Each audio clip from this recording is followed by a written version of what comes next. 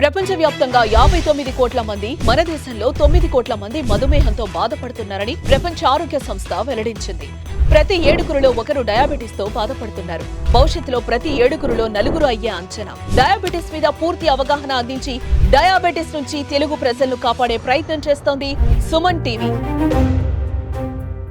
So ఇది చాలా common గా వచ్చే క్వశ్చన్, నాకు షుగర్ వచ్చింది, can I reverse my diabetes అని. అఫ్ కోర్స్ చాలా మంది రిమిషన్ అనే పదం వాళ్ళకి అర్థం కాకపోవచ్చు, కానీ అమెరికన్ డయాబెటిక్ అసోసియేషన్ కానీ RSSDI, మన ఇండియన్ RSSDI కానీ వీళ్ళందరూ ఏం చెప్తున్నారంటే రివర్సల్ అనే పదం వాడకండి.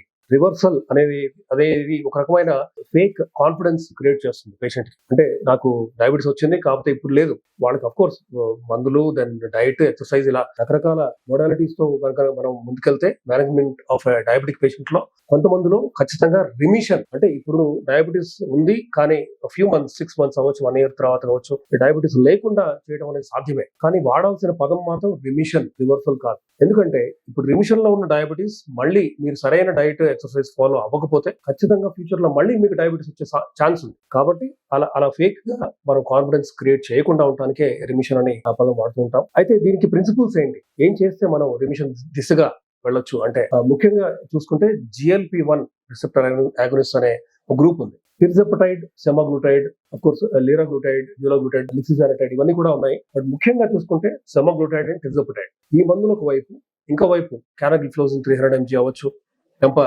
25 mg అవ్వచ్చు, ఇట్లా ఈ మందులు, దెన్ ఏకార్బోజ్ మెట్ఫార్మిన్ అవ్వచ్చు, దెన్ ఎమిగ్లిమిన్ అని, ఇలా దెన్ ఆర్లిస్టాట్ అవ్వచ్చు. 9 out of 10 diabetic patients in India, వీళ్ళ 9 మంది 10 మందిలో ఓవర్ వెయిట్ ఉన్న వాళ్లే. అంటే నిర్దిష్టమైన బాడీ మాస్ ఇండెక్స్ కంటే ఎక్కువ వీళ్ళలో వెయిట్ ఎక్కువ ఉంది అని అర్థం.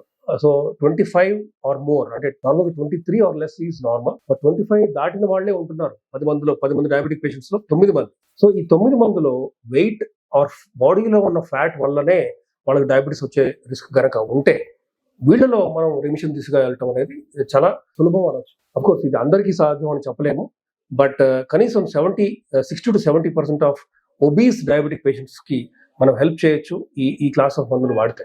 సో ఒకవైపు ఇన్సులిన్ కానీ, సల్ఫోనిల్ యూరియాస్ అనే క్లిమిప్రైడ్, గ్లిక్లోజైడ్, ఇలా కొన్ని రకాల మందులు ఉన్నాయి.